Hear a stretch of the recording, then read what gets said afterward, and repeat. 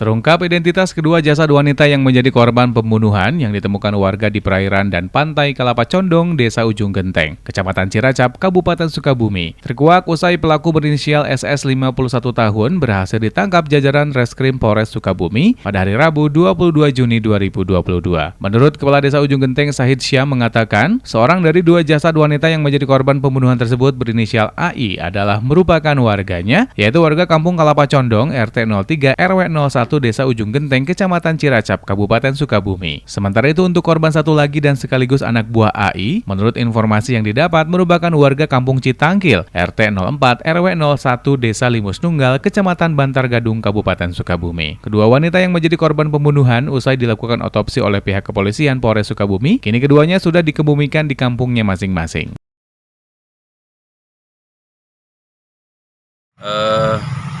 Kami membenarkan kaitan penemuan mayat yang berada di Kampung Kelapa Condong, tepatnya di RT 03 RW 1 Desa Ujung Genteng.